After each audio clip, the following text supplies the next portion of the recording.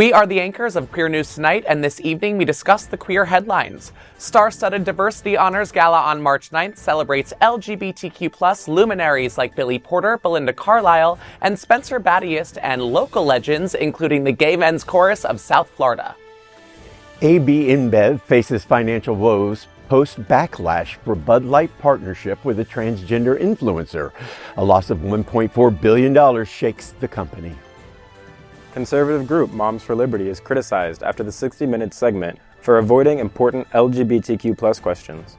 South Florida prepares for spring break with Miami Beach cracking down. Fort Lauderdale plans precautions to maintain order. Miami Beach message, you're not welcome. U.S. companies face backlash over LGBTQ+ support amid culture war. Concerns linger over the decline in corporate support.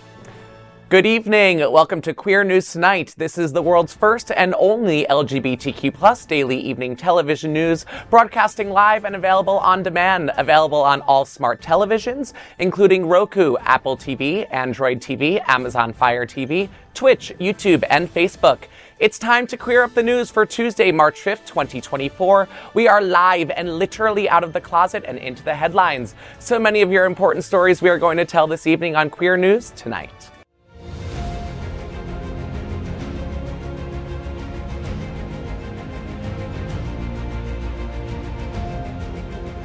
This is the world's first live daily LGBTQ evening news show, literally out of the closet and into the headlines on Queer News Tonight.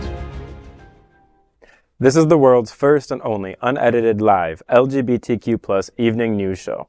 Whatever happens unique in LGBTQ+ news, you will see it and hear it. HOTspots Magazine, Happening Out Television Network, is a nonprofit 501c3 media company in the same model of PBS and NPR, but designed for the LGBTQ+ community. We are part of one of the largest LGBTQ+ nonprofit media companies in America, HOTspots Magazine and Happening Out Television Network. In 2024, HOTspots Magazine is celebrating 40 years of incredible LGBTQ+ experience, and our television news, talk, and entertainment shows support our mission to educate the LGBTQ+ community and broader community around the world. Let's meet tonight anchors at Queer News Tonight. Let's welcome James Lyons IV. He is a political scientist and entrepreneur and co-founder of a family real estate brokerage. In 2023, he established Lyons Labs to empower diverse small business owners and community leaders in navigating the evolving landscape of artificial intelligence and emerging technologies. And I'll say it again, I feel smarter just saying that sentence. James, it's so good to see you again. Thank you. Pride Skate happens this week to support the Stonewall Pride Parade and Festival. It's March 7th, and it sounds like a ton of fun. Tell me a little bit more about it. Yeah, so I believe it happens the first Thursday of every month. And Fabulous. So Pride Skate, it's a great time to get out there. My boyfriend and I try to go whenever we can. It happens at Extreme Action Park, right on Powerline in Fort Lauderdale. Which is like home to not just skate, right? Like they have Yep. everything that you can think of adventure-wise, bungee jumping, all of that Escape. fun stuff. Yeah. It's escape. So grab your partner and head to the Pride Skate Night. It sounds incredible. Next, let's welcome Mark Kent, the executive director of the Gay Men's Chorus of South Florida. Fabulous, honey. He is responsible for leading one of the largest LGBTQ+ choruses in the world. The Gay Men's Chorus of South Florida is one of South Florida's most important LGBTQ+ cultural organizations. Mark, the Gay Men's Chorus of South Florida has a major spring concert titled Hooray for Hollywood at the Parker on March 22nd. It's nearly sold out. Tell me more about it. What is happening? Well, you know, we can all think about those times in movies where you've got the perfect song, the perfect artist, and it's the perfect moment, and it just carries you away to someplace else. Well, we've curated a whole bunch of those all the way from early in the 20th century through Barbie. And we've got a fantastic concert at the Parker coming up, as you said, on the 22nd. So it's going to be a great night. And it's nearly sold out, so get your tickets. I know I just got the good goosebumps when he just brought us through that musical journey. Next, let's welcome Dr. Julio Capo Jr., a board member of the Stonewall National Museum, Archives, and Library. contemporary. He's a history professor at Florida International University and the author of the book, Welcome to Fairyland, Queer Miami Before 1940. Julio, the Stonewall National Museum will celebrate Women's History Month with the Journal Project. That's on March 15th. Tell me more about the Journal Project. You know, Stonewall is doing incredible work for Women's History Month. There's going to be 2 new exhibitions that are opening. One is by artist Ruth Crowe, and that opens on March 15th. It's great. This kind of excellent journalism journal project. And there'll be a number of workshops also that weekend where people can learn how to kind of creatively think about journaling. It's really, really cool. Something to check out. Almost like an intro to creative journaling class for free, right? Collages, it's all free. Collages, literary, awesome. You had me at free and creative. Next, let's welcome, it's my first time meeting him. It's been an honor. Welcome Bobby Blair. He is a former professional tennis player, ranking in the NCAA's top 5. He managed World Team Tennis with Billie Jean King and is a business training expert, y'all. He founded the largest LGBTQ plus print media company in the United States with publications including Next, Frontiers, Fun Maps, Guy, and Florida Agenda. Bobby is the founder of the first financial product of the New York Stock Exchange and NASDAQ with the symbol LGBT. Now in Fort Lauderdale, he's a GLBT International Hall of Fame member. Bobby, I am so honored to have you at the round table. The hugely popular Dancing with the South Florida Stars, which I have not been invited to participate in just yet, will return at the Manor May 13th. Please tell us more about it and what's going on. Well, my partner Brian and Neil and I, came up with the concept years ago when Brian was doing so much great work helping people with HIV and people that earned under $2,000 a month in income.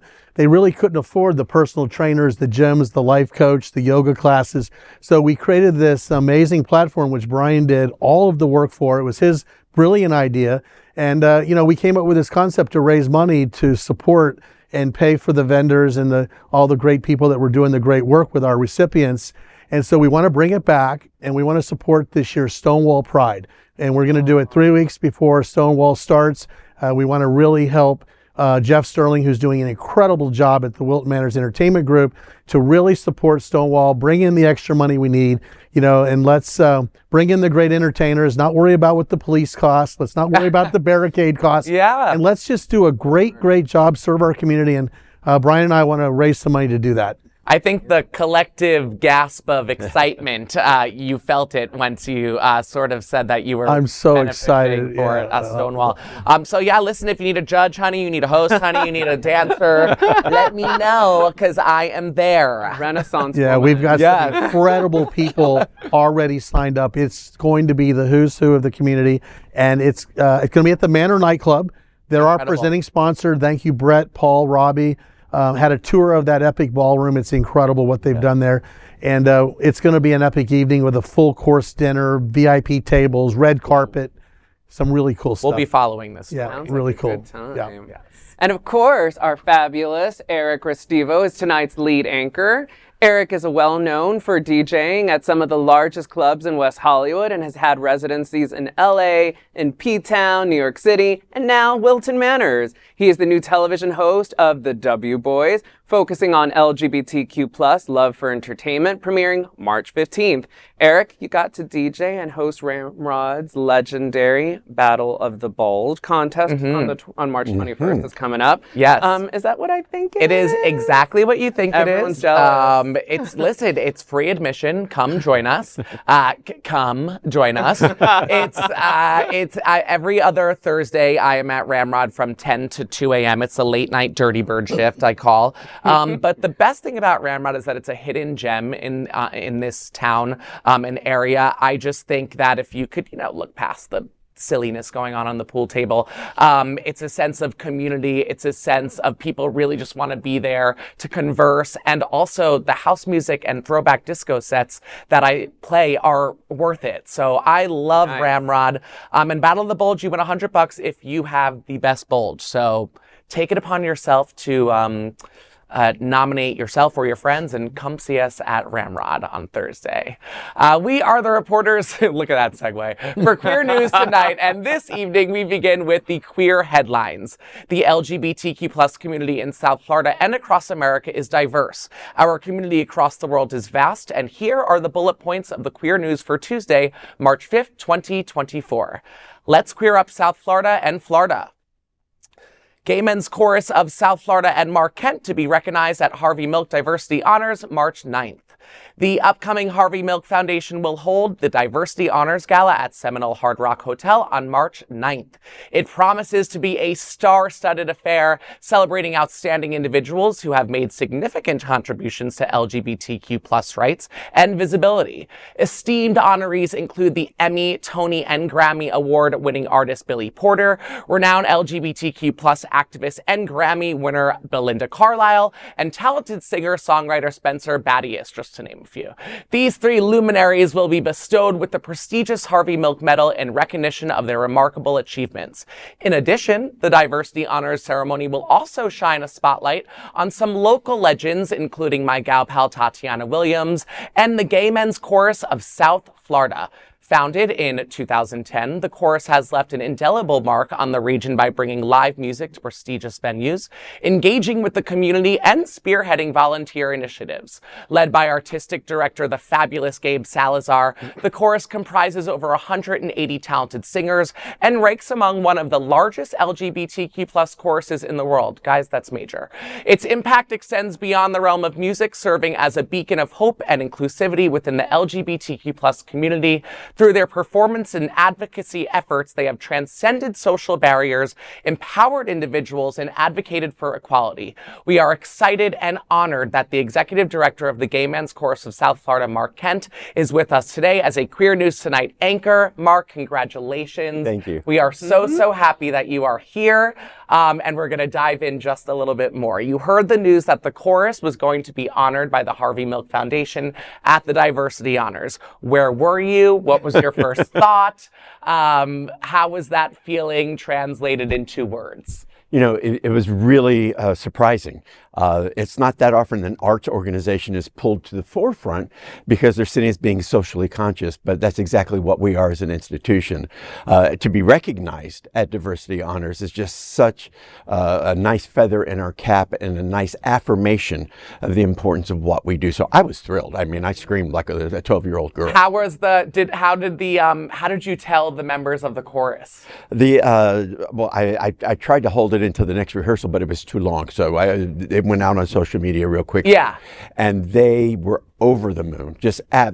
They were tumbling over themselves with comments and enthusiasm. Oh. I would have loved to see that reaction video right there. Like the Wicked cast watching the new trailer, you know?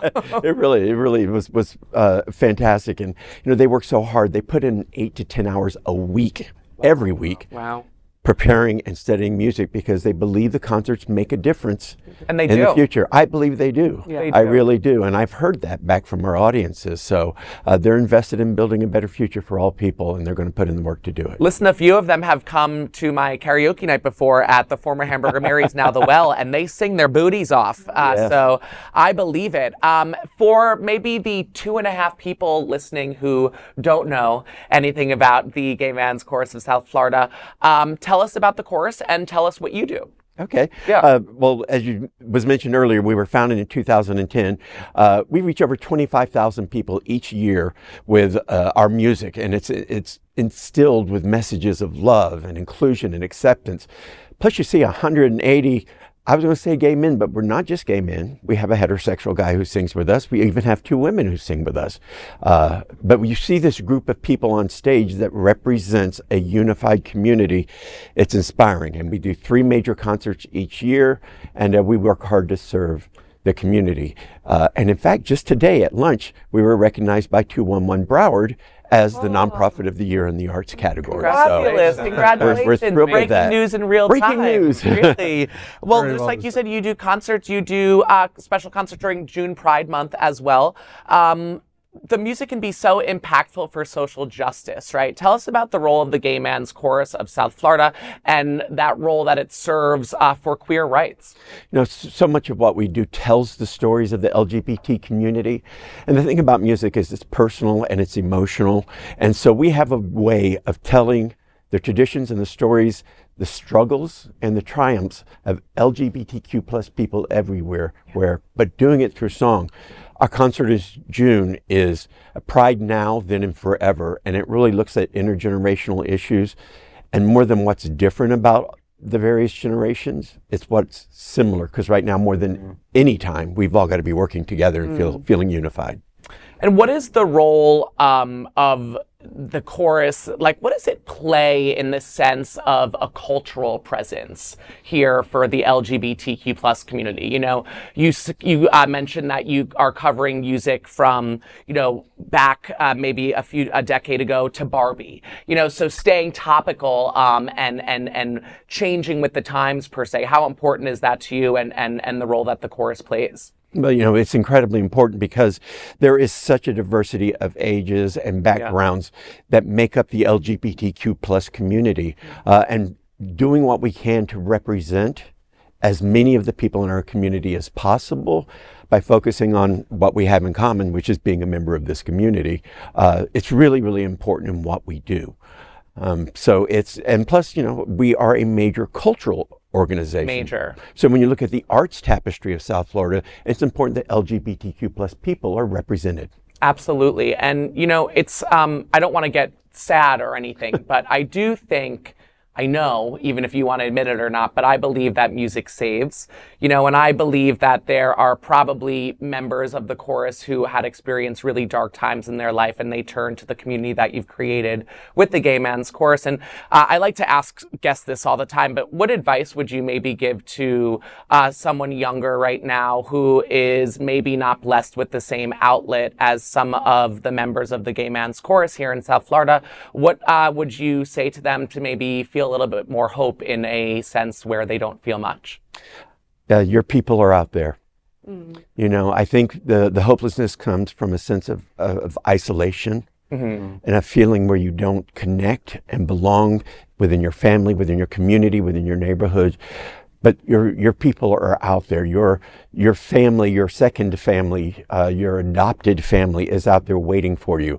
So you just got to stay strong enough to see it through to where you can connect with them and your life will take off in ways you've never imagined. So white knuckle it through. It's tough, but your people are waiting for you. Oh, just got the good goosebumps again. Count is 2. We're going to end on a happy note. Mark, what are you most looking forward to at the Diversity Honors Awards? You know, it's the coming together of the community that is such a big event, and it's so high profile. And again, there's such a wide range of everybody there. Yeah. And I think whenever we can see ourselves as one community, all the letters kind of coming together into a solid mass, it creates a sense of power that I just think is incredible. Well, it has been an honor learning more about the Gay Men's Chorus of South Florida. I could talk to you for the next 5 hours. We're going to wrap it up, but you do not want to miss this amazing event. Debbie Holiday, I'm coming for you at that after party, honey. For more information about the Harvey Milk Foundation Diversity Honors Gala being held at the Seminole Hard Rock Hotel on March 9th, please visit diversityhonors.org. Next up, let's queer up business.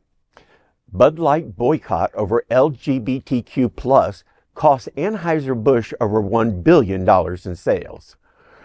Anheuser-Busch InBev, the world's largest brewer, faced a significant financial setback due to a backlash following its brief collaboration with a transgender influencer to promote Bud Light beer. Now, despite reporting record revenues for 2023, AB InBev revealed that its U.S. business was constrained, with sales taking a hit because of a boycott of Bud Light triggered by a sponsored Instagram post featuring Dylan Mulvaney. In North America, organic revenue plummeted by a staggering $1.4 billion last year. The backlash was so severe that Mexican lager Modelo Especial surpassed Bud Light as America's top-selling beer the following month, ending Bud Light's 2-decade reign. Although Bud Light has been slowly regaining lost market share since last May, AB InBev CEO informed investors that the pace of recovery remains slow, with only a marginal improvement of 1.2 percentage points reported by February. Additionally, the company's Asia company, Bud APAC, saw its shares close nearly 7% lower in Hong Kong due to a decline in profits attributable to shareholders, partly because of a one-off customs charge in South Korea. Furthermore, sales volumes in China fell in the fourth quarter despite double-digit growth in sales of premium brands. Is this the impact of the boycott over supporting the LGBTQ+ community?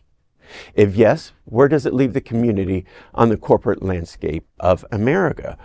And we were actually talking before we started tonight about so many companies that have benefited from the buying power, the spending power of the LGBT+ community. And it breaks my heart to see brands suffer, the brands that are standing behind us. And it feels like, I don't know, everyone should be drinking a Bud Light with every single at home, meal. Grab a Bud Light right now if you're watching along. It's to me it gives complete little dick energy, just to kind of say it out there. PG-13 at home, but I can't say I'm surprised that their sales have not changed because it was a bold move. In my opinion, it was the right move, but it's not. We're not seeing it play out how we thought it would play out, in my opinion. I'm always really cynical of these kind of corporate LGBTQ stuff because at the end of the day, right, consumers, it's in every corporation's advantage to really think about all consumers, right? And that includes LGBTQ people, right? Like that is, if Bud Light is so offended by this, then they don't want, or do they not want, LGBTQ consumers in the future? Like that is, if this is such a big take on their profit margin, it's not. Like that is, they've also gotten a great deal of free advertisement over they did the right thing, and we have to commend them for it, no doubt, and we support them for those kinds of things and push them moving in that direction, right? But that is, we also have, as a community, we have to flex our economic muscle, Flex it, right? Flex it. And we choose who to pay and who to purchase and who to support, and that, so that they can continue making these kinds of decisions. I always think that in short term, things don't always look exactly as they will once you zoom out and kind of think long term. Yeah. I think it's important also that we don't lose sight of the fact that this was a trans representative. Right. That's the most important part of it's the not just story. supporting Bud Light, but it's also supporting the trans 100%. community when they're forward and they're visible and they're representing us as well.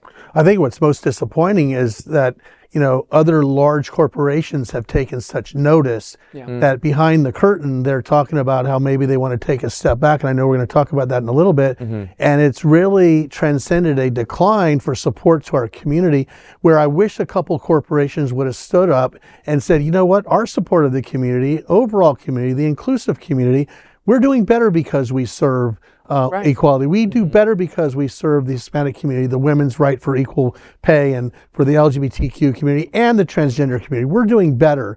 And I wish corporations would have stood up and said, Bud Light, you might have got kicked here a little bit where you didn't like to get kicked, but you know what? Overall, supporting equality, diversity, inclusion serves companies better in the long run. This might have been a little obstacle, a hit in the road. But, I wish more people and more companies and more media would have talked about the strength of the support of our community versus the time or two that it, hurt them a little bit. I agree. Right. Well Nothing fabulous and successful is easy. Right. Yeah. You have to sometimes. And you have hurdles. you could gotta that get through campaign it. been done a little different? Maybe. Right. But I still wanted the same initiative out there because there's a community that needs to be served, that's been held back and set back, and our transgender community deserves a voice. And I'm proud that Bud Light took the shot at it. Well If said. it cost them $1.4 billion, so be it. How about Target, you standing up and talking about how much the community has served you and given you big revenues and changed your bottom line? Home Depot, American Express, all these big companies, they're doing better because we love them and we support their brand because we're loyal. I think that also speaks to the power of the industry players and who's silent, right? Because this could have been an opportunity for us, say, other beer companies to come out and say, well, you know what, we're going to invest in this as an industry and say, okay, well, no matter what beer brand you drink, beer is gay now. So I think, there's an opportunity there, and it shows you, the silence also shows you who doesn't support the movement. Yeah. And what's really disappointing, it became politicized when our friend up in Tallahassee goes out in California and stands behind a bar holding a Bud Light. Don't drink Bud Light. It is really disappointing that a human being could actually sit there and say that a person that was born on this planet should be treated differently and that you should drink a beer because of it. Well, it's disgusting. Unfortunately, it's only going to get worse. With tonight's articles, we have to. We're here to talk about how we can help impact some inspiration and make it better. And this is the platform that is needed to do it. That's right. And it's important. Beautifully said, my friend. Yeah. Great job. Take it away, honey. Sure. So next, let's clear up social justice. 60 Minutes destroys Moms for Liberty over grooming, asking, what do they really want? The conservative parents' rights education movement, led by Moms for Liberty, faced scrutiny on 60 Minutes.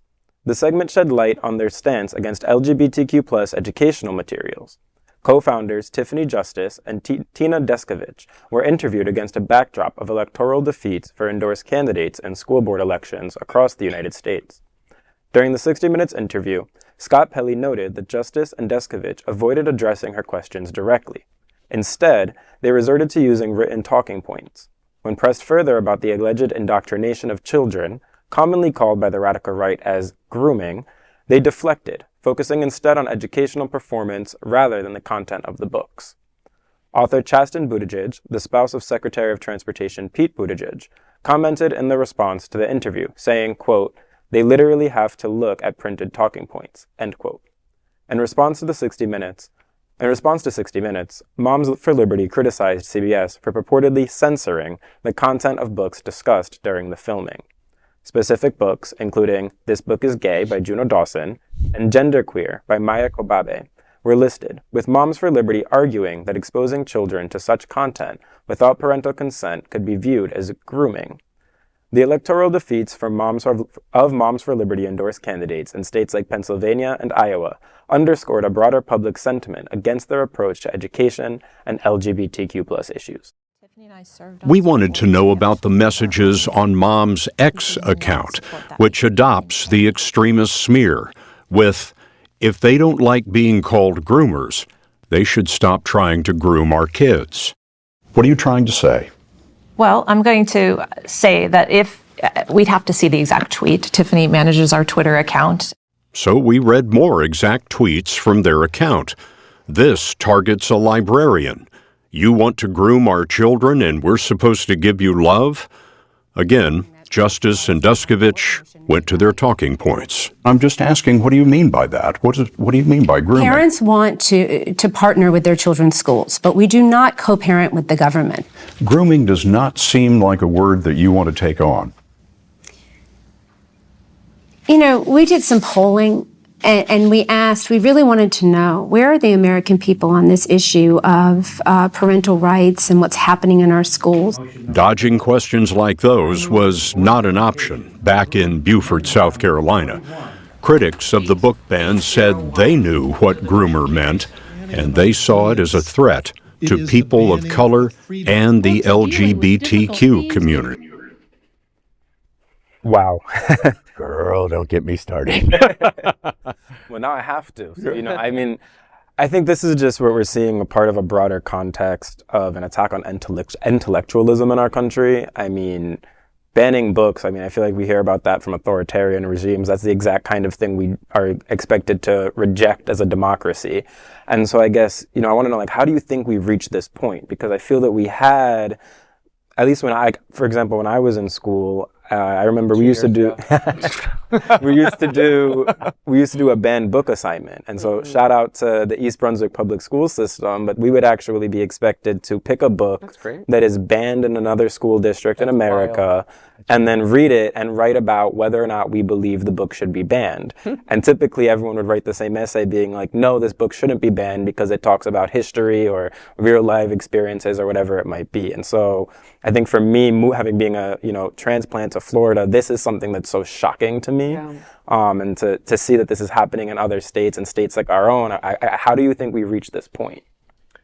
There's so much to kind of unpack here for me, because this is hard to watch. I have to admit, it's almost like difficult to even watch that. And as a historian, I just kind of go, this looks like the 70s and Anita Bryant's campaign. Like, it's really hard to, when they talk about parental rights, it's so clearly a kind of dog whistle, and the grooming especially is such a dog whistle to people who exactly know what they're talking about. That is, like, it's meant to kind of connote this idea of pedophilia, of intergenerational. Of that. Oh, for sure. There's no question about it. So when they're suddenly confronted with, like, what do you mean here? They're like, oh no, we're not going to touch this. But it's very much a kind of play of the new right to reframe this to be about parents' rights. Like, that is, as opposed to thinking about this, like, to understand this as civil liberties, so that people have access to education, access to knowledge, and be like, no, I have a right as a parent for conversion therapy, for conversion, like, or to have my student. I mean, that was actually part of the platform, to imagine parental rights as having the right to put your child in conversion therapy. Like, that was the origins of that.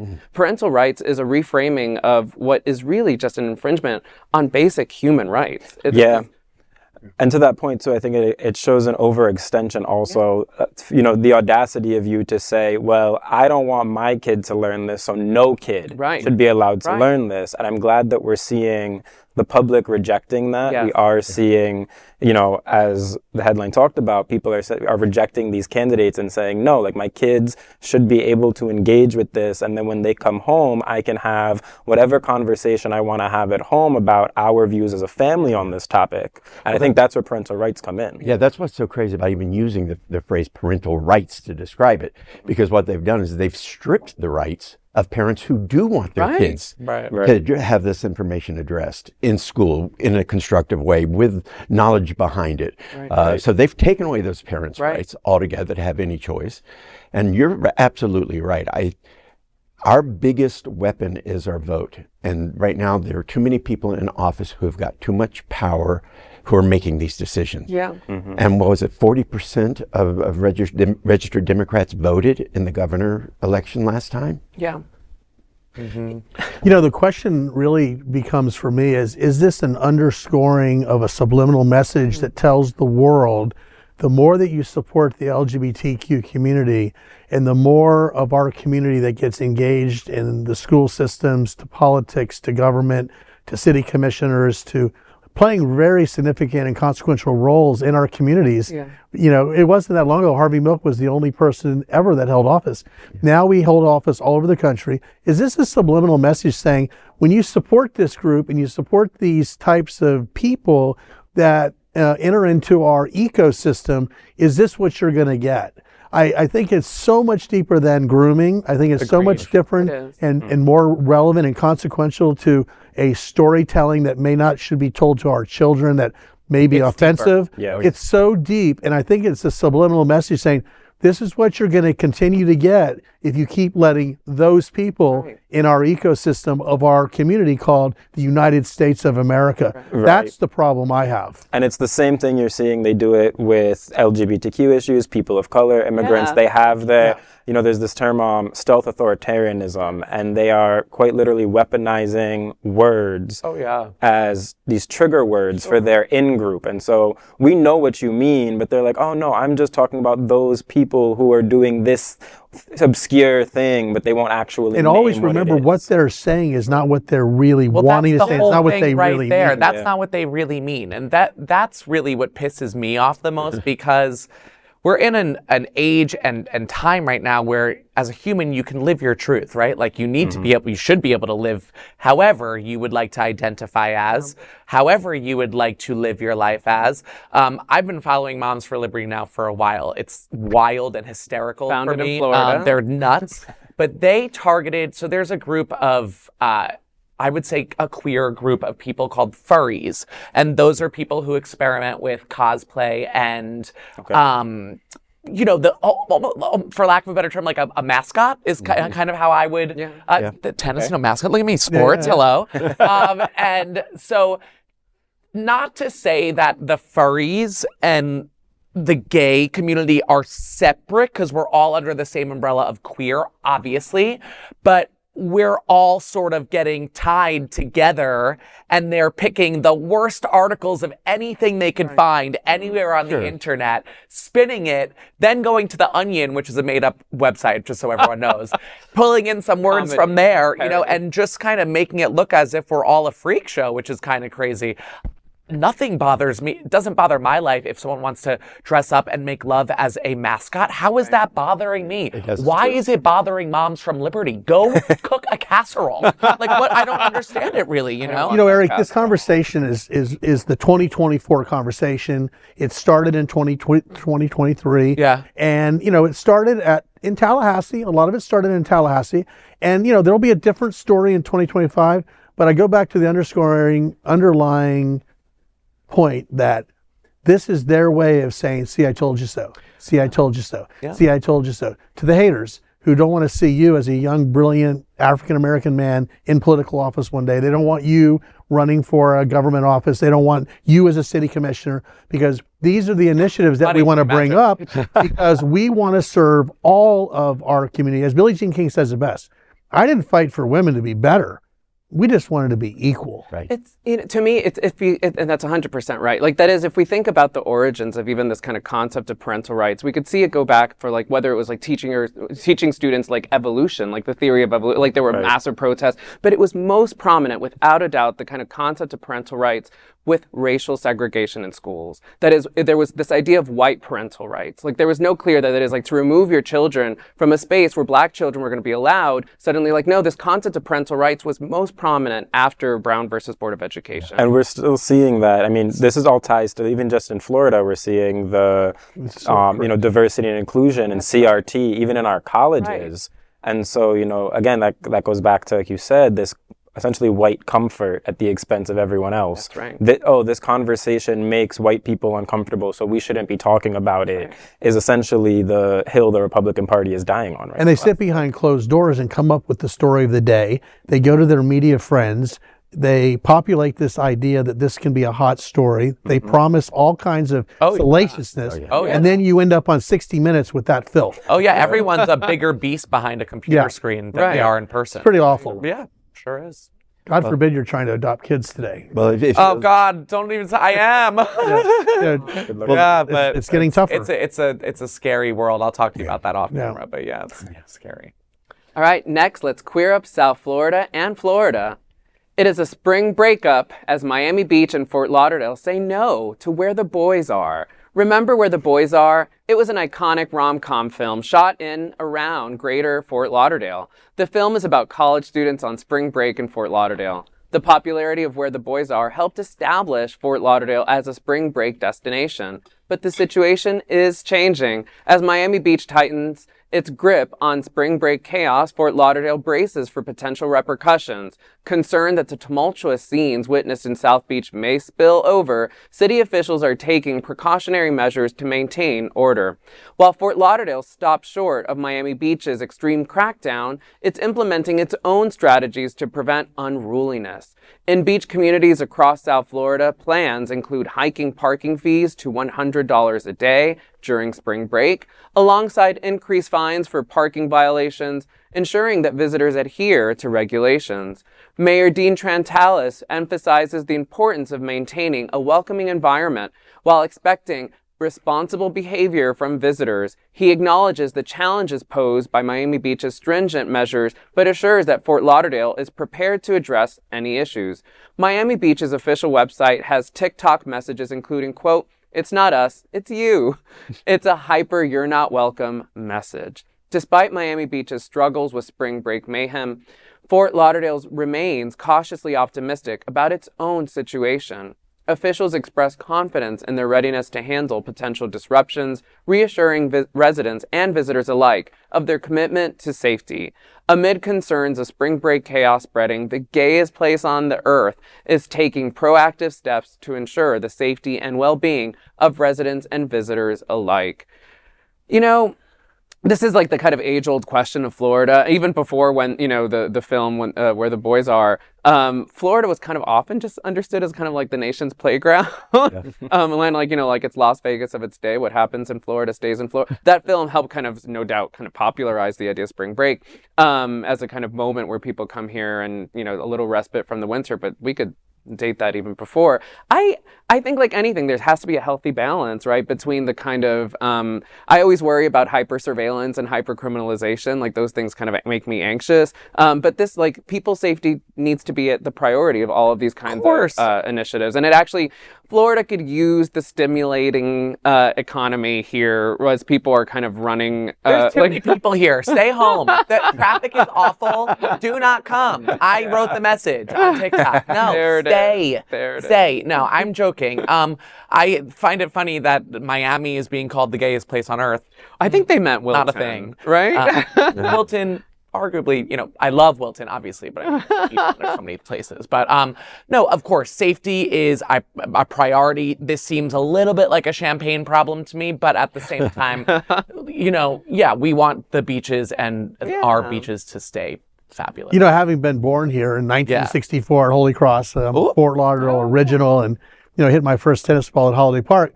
I've watched spring break for now. It'll be my 59th year. I don't remember the first few years, but I'll be 59 this year. And my Uncle Jim used to own a place there called, it was called the Tradewinds Hotel.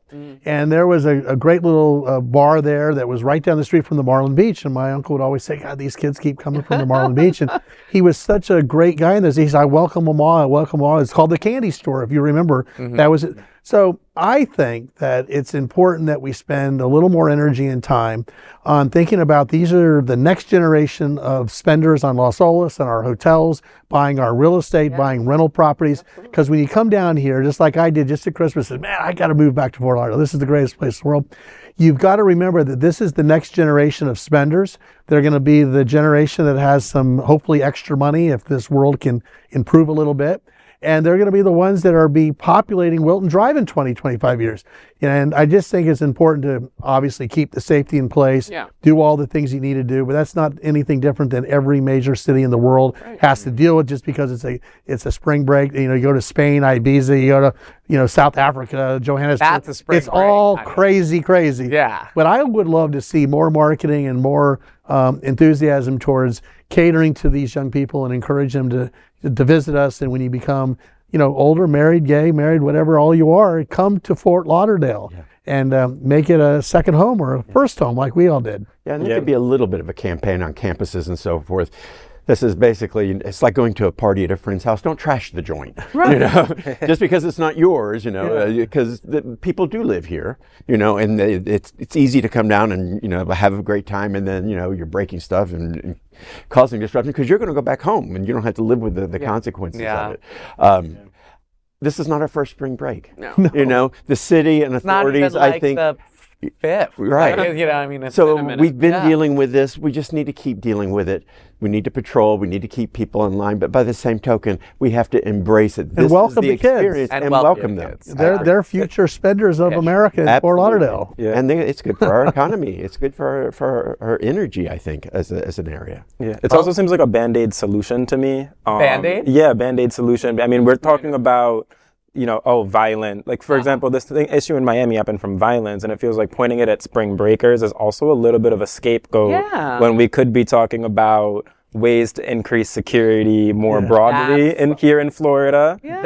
I also think there's another, perspective on this too that looks at what is our economy based on and perhaps the need to increase the diversity of our portfolio. We need to have alternatives besides just going to the bar and drinking. When people come down to Florida and here in Fort Lauderdale, there needs to be alternatives for people to say, you know what, I can go to Florida for spring break. Yes, I'll visit the bars and everything, but that doesn't have to be my whole week either. Yeah, that's well right. said. Well, next up, let's get into business. Is corporate America pulling back on the support of the LGBTQ plus community?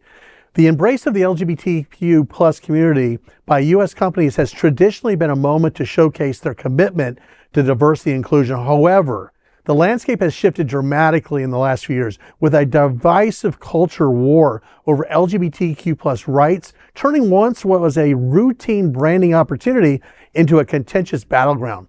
Corporate America's commitment to supporting the LGBTQ plus community seems to be shaking amidst a rise of the new word called woke, a concept that banks and other corporations are reducing their financial backing for LGBTQ plus events, nonprofits, all different types of things due to the concerns about conservative backlash. And it's known as straight flight. What a word. Straight flight is a term meaning of the withdrawal of support and financial resources for the LGBTQ plus organizations and nonprofits. Right-wing critics, I hate that word, have targeted companies like Bud Light, Target, and Kohl's for LGBTQ plus affiliated merchandise and marketing campaigns. This goes against everything Barney, Frank, and I try to do. These companies have faced substantial market value losses due to boycotts, while incidents and vandalism and threats have left employees feeling unsafe. Bud Light parent company Anheuser-Busch InBev has recently revealed a drop in sales costing over $1 billion. Mark, you talked about that earlier tonight, for its association with a transgender influencer. Wow. Political maneuvering, particularly in the Republican-led states passing anti-LGBTQ plus legislation, has fueled these tensions. States like Florida are aggressive against the drag queen bans on gender-affirming care, and discussions of LGBTQ plus topics in schools have become rallying points for conservative activists, leading to a broader cultural clash. Despite the challenges, some companies like Disney are standing firm in their support, and great job, Disney, of their support of the LGBTQ plus rights in one of the riskiest states in the country, Florida. However, overall businesses in America are walking on eggshells while balancing social commitment with corporate goals. You know, I spent a half a decade taking companies from the S&P 500, figuring out which companies best served our community, and we launched an index on the New York Stock Exchange, LGBTQ 100. And they were the best 100 companies in the S&P that served us the best, that we did, we did polling into the community, and we had all kinds of mechanisms to figure out which were the best. And back in 2021 and 2020 and 21, those companies outperformed the S&P by 4%. So it was proven that those companies that serve us better were doing better. And I'm just afraid that those 100 companies now, like we said in the piece, are walking on eggshells. And I know that my media friends are feeling the real crunch in ad buying. And I know that the prides around the country are feeling a real hurt because big mainstream brands are cutting their budget. It's very disappointing. Well, they're also cracking down on DEI initiatives and kind of, that's not just at the state level, but also often in corporate levels as they're kind of like that is when you're not held accountable in that way, corporations are not kind of buckling to other pressures. And I also kind of just don't want to rewrite history here. Disney didn't do the right thing to start with, right? Disney was pushed to do the right thing. I mean, they were kind of on the fence. They were like, should we not? They were essentially silent on Don't Say Gay until they realized and some of the photos that we showed made that clear. They're responding to us as consumers, right? We have that power. I know we talked about that, exactly what you noted to me, but that, we have a power to push them in a certain direction, but they're only going to do that if the market, that is our spending power, shows them that. It's tough, right? It's like if you don't, I always am someone who lives by the saying that if you're not the smartest person in the room, shut up. I think that my life is over when I stop learning something every day. So with this, I'm learning more and more as the story progresses on. So what advice would any of you give to someone who really is sort of in the same boat as me? Is it just drink Bud Light and tag them on social media and bring awareness, via your followers? What is the next step? What do we do as a community together to kind of keep the target on us, but in more of a successful light? I think the bottom line is the financial results that these major corporations live and die by. Yeah. And if you support brands and products and services and businesses that support you, your family, your loved ones, your partner, your soon-to-be adopted children, right? If you support those brands and they see the bottom line improving, I got to be honest with you, they're going to support us more and more and more. So it's about identifying the people that are not on the team. Yeah. Get them out of your life. The people that are going to support us, buy up their products and be loyal, because at the end of the day, that's going to win the war. Yeah, I also think there's a level to it, though, that's also, I mean, yes, I appreciate the support, but also, oh, boo-hoo, Bud Light lost some money. I think we have to also be thinking about what is it within our community that we can turn to, buy queer beers, beers owned by queer-owned people, other minority-owned businesses and suppliers. We have to also be thinking about what benefit does it really do for us if we turn our attention to, oh, we need corporate America to save us, as opposed to turning inward as a community and saying, what are our alternatives? It doesn't matter if, at the end of the day, it really doesn't matter for our community if Bud Light makes that more money from our community. What really matters is, are there more queer people who are able to access this industry? What does it look like? What is the experience being a queer person at Bud Light? I have no idea. I'm not going to speak on it, but I would love to know that as part of this story, because it's not just the marketing is one thing, but what is the underneath the hood? What are we seeing? Yeah, my only concern about that would be a tendency to withdraw into ourselves and no longer advancing our engagement with broader society. So if we become a queer community, only buying queer products from queer producers, it's like back when we only had gay bars that we could go to and be gay at anymore. Now we have a more open society where many of us feel more comfortable going into bars that are mainstream.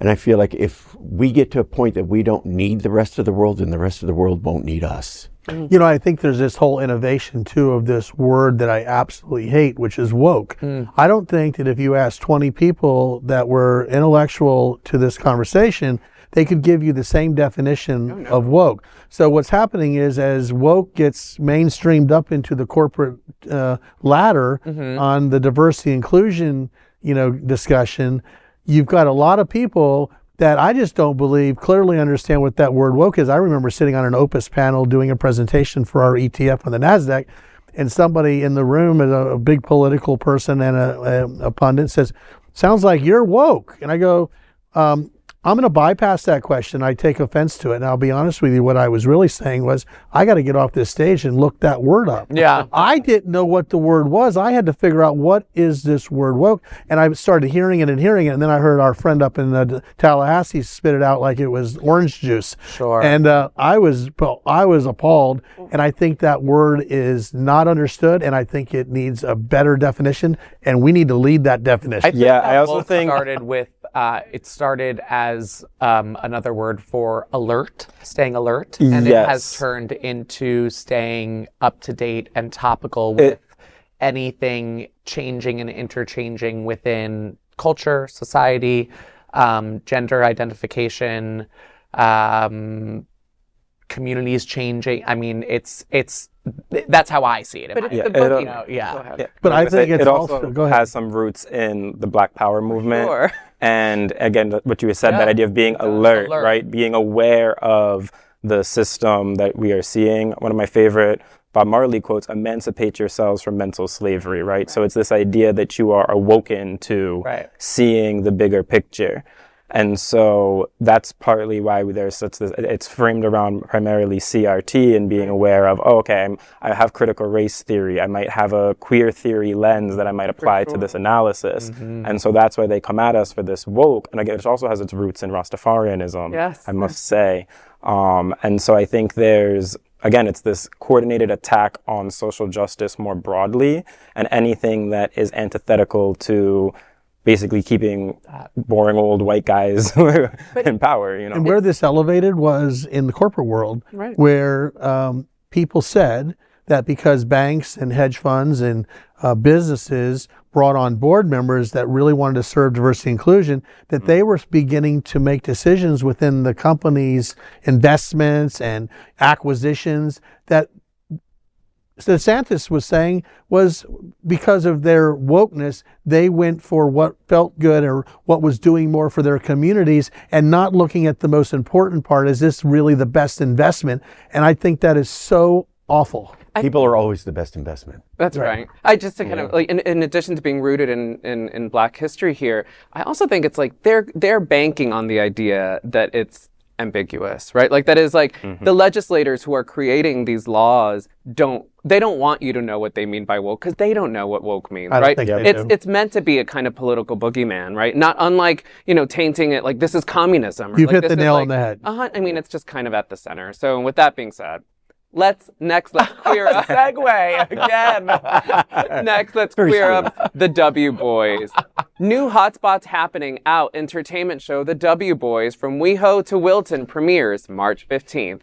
Get ready for the ultimate entertainment showdown as The W Boys from WEHO to Wilton is set for the premiere, hosted by Eric Restivo, here with us, of course, known for his electrifying sets across West Hollywood, and veteran journalist John Hayden from out South Florida. The show promises a vibrant celebration of LGBTQ plus culture and entertainment from Broadway to television. The two bring queer perspectives from Santa Monica Boulevard to Wilton Drive, West Coast and East Coast. With this new HOTspots happening out entertainment show, expect fierce competition between two iconic LGBTQ plus hubs, WeHo and Wilton.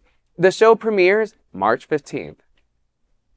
Eric Restivo from WeHo. I'm John Hayden from Wilton, and we are The W Boys. Fridays, we'll be taking you through our favorite LGBTQ plus entertainment, celebrity gossip, fashion fails. Nothing is off the table. Wait, does this mean I get to start hanging out with George Clooney again? Yes. Sweet. I am so excited. I want to hear all the deets. How awful is John? No, I'm kidding. No. I love John so much. I love John so much. I had lunch with him today, and he's one of the nicest guys I've ever met in Will Matters. It's great. It's That a makes joke. me We so love happy. John. John is the Yeah. best. I John's just the best. got off the phone with him right before this. He's my my gal pal, my co-partner. She's amazing. Co-host, and a fountain of information from his past with He's a amazing truth journalism. teller. He's a Truth great teller. journalist. Yeah. Great, That's what we love. great Yeah, person. we love him. We're so different but so similar that it's something to definitely watch out for. Yeah, we're teaming up with some of our favorite celebrity friends, local and not so local celebrities here in South Florida. I can't give away anything yet, but if you were to pay attention to some of the events that are maybe circulating in Miami right now, and if you look at some of those headliners, that's a little bit of a hint. But yeah, we'll be covering anything topical in LGBTQ plus, TV, movies, fun segments, Guess the Queef, anything and everything is on the table. I think the first week we're gonna do the Buffalo Hot Wings Challenge and try to answer questions about US history while we eat incredibly spicy wings. So it's kind of a mesh of all your favorite daytime entertainment shows. And That sounds awesome. there'll be drinks and guests, and we'll have to have everyone on. Yeah, So done and done. it will be very, very fun. Look forward to it. I look forward to it. It premieres on March 15th, but it is a continuing story, and you will hear much more about the W Boys from me until March 15th. So shout out to John Hayden. Love you. Great. Next, we are proud of our special partnership with Sunshine Cathedral, the world's largest queer church right here in Fort Lauderdale. Supporting that partnership, we are broadcasting from our permanent set here at Sunshine Cathedral at the Happening Out television studios. We broadcast Sunshine Cathedral Sunday International Service at 10:30 a.m.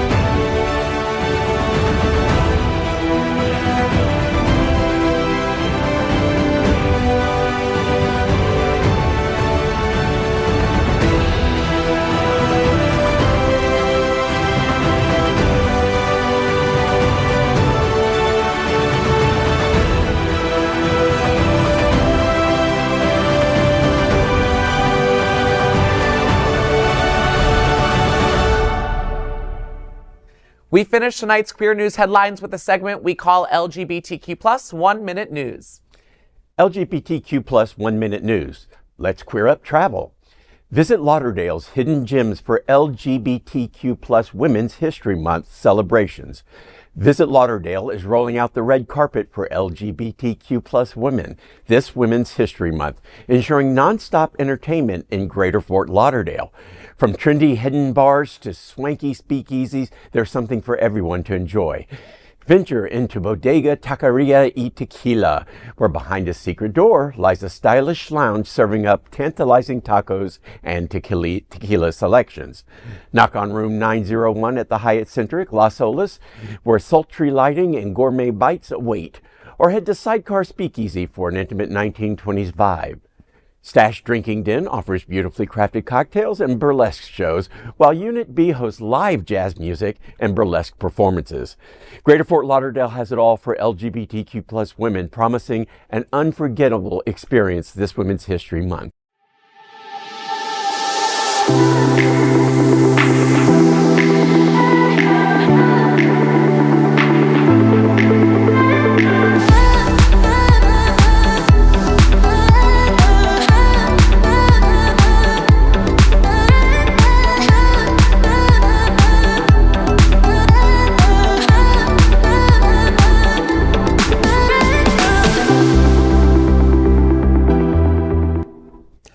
LGBTQ+ 1 Minute News. Let's queer up drag culture. America's first DRAGazine, WIGfaire, created by, for, and about drag kings and queens, launches. In January, a groundbreaking publication emerged onto the scene, WIGfaire, the inaugural DRAGazine, hit newsstands offering a fresh platform for drag culture. Publisher Joshua Valentine revealed his goal of broadening perspectives and showcasing drag's diversity beyond reality TV. Valentine's inspiration stemmed from a noticeable void in drag-centric publications. Reflecting on the magazine's genesis, he shares the journey from conceptualizing frontier drag to birthing WIGfaire, blending elements of academia and drag history. The venture symbolizes a fusion of Valentine's background in experimental psychology and passion for drag advocacy. With WIGfaire's debut, the drag community gains a vital outlet to share stories and wisdom, and to celebrate its vibrant tapestry. Queer News Tonight welcomes WIGfaire to the LGBTQ+ media scene. LGBTQ+ 1 Minute News. Let's queer up entertainment. Straight from London, Ronnie Larson and Foundry do a Sauna Boy March 22nd to April 13th. Ronnie Larson, a versatile artist, playwright, and producer, has showcased his work across the U.S. and Europe.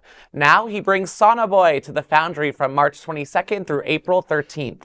The play is written by a multi-award-winning writer-performer Dan Ireland Reeves. Direct from London, the show features the gay culture stories of the bathhouse. Visit RonnieLarson.com. For some, it was an escape, a fantasy. For others, a shameful secret. A place full of a million stories, and mine was just one of them. Welcome to West End Sauna.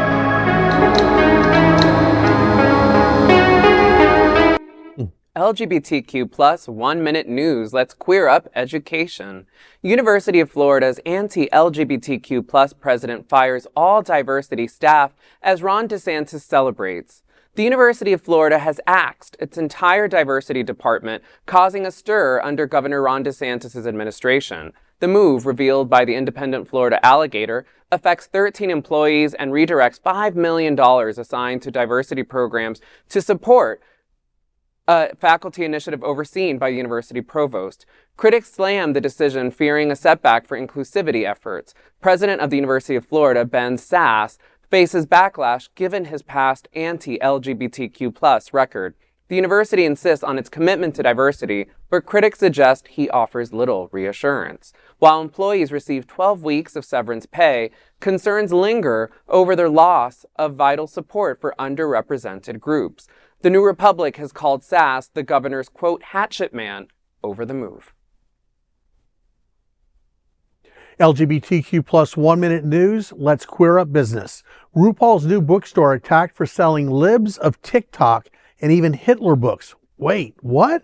RuPaul's Alastora, an online bookstore marketplace promising fair compensation for authors, is facing backlash for listing titles by authors known for anti-LGBTQ plus views.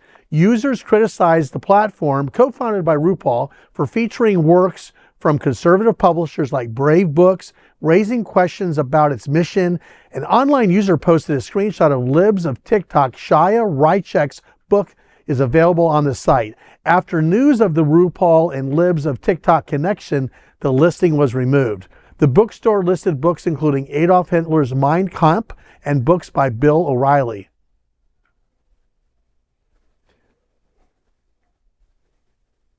That is today's news for the LGBTQ plus community on the world's first and only daily LGBTQ plus evening news show.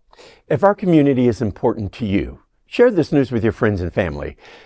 Are you, like most America, part of our very large television audience, watching this live LGBTQ plus news broadcast right now on Roku, Apple TV, Android TV, and Amazon Fire TV? Queer News Tonight is the only live LGBTQ plus digital television show in the world that is out of the closet and into the headlines. We need your support. If our community is to grow, we must tell our stories and bring them to the attention of the broader world. This is the only place in the world that tells these types of LGBTQ plus stories in motion and in sound. That is the passion of HOTspots magazine, Happening Out Television Network, and Queer News Tonight. I'm your anchor, Eric Restivo. On behalf of these LGBTQ plus reporters, the anchors of Queer News Tonight, including James J. Lyons IV, Mark Kent, Dr. Julio Capo Jr., and Bobby Blair. We will see you daily at 8 p.m. to our LGBTQ plus world. We wish you good night. Good night, everybody.